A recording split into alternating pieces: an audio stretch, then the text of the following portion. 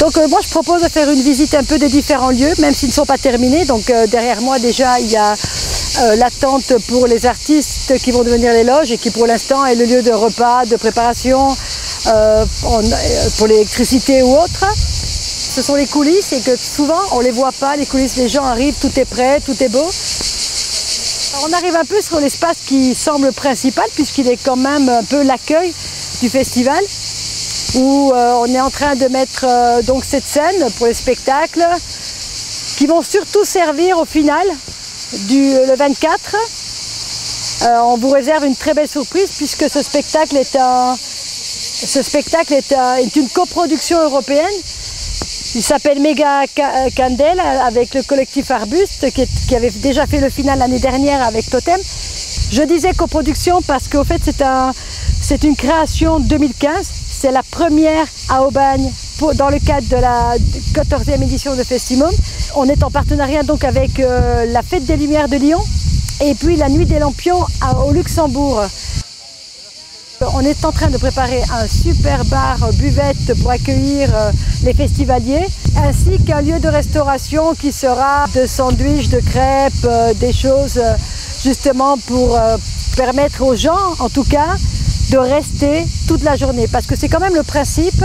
L'idée c'est que si on n'a pas envie d'aller à la mer, on peut être en vacances à Festimum en arrivant le matin jusqu'au soir et même très tard, puisque nous resterons tous les soirs assez tard.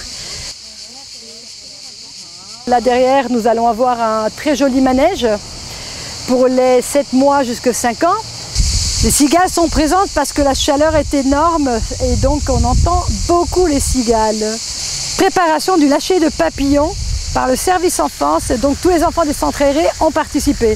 Magnifique projet en tout cas proposé par le service qui sont de grands partenaires depuis le début. Bien évidemment, on ne pouvait pas faire sans eux.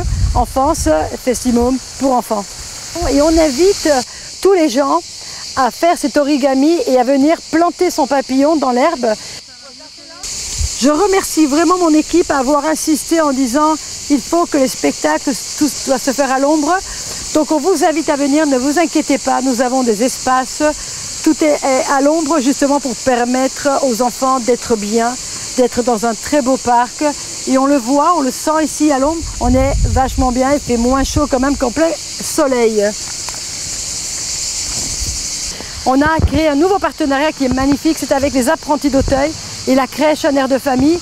Donc il y a une crèche de Marseille qui délocalise tout son personnel et pour venir accueillir les enfants dans ce Festi-Minimum qui va être dédié aux 0-3 ans.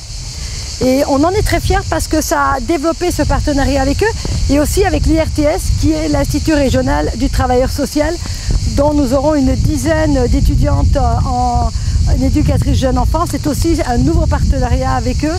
Donc tout le monde s'associe, tout le monde se rassemble. C'est un projet de solidarité. Je pense qu'on a toujours été dans cette démarche et aujourd'hui plus que jamais on a démontré que les gens étaient très solidaires sur les projets et avaient cette envie de participer en tout cas.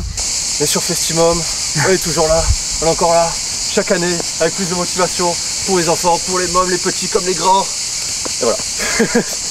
Ça va être un endroit de spectacle, puisque comme vous voyez, il est ombragé. Ça, c'est un fond de scène qu'on construit pour les compagnies.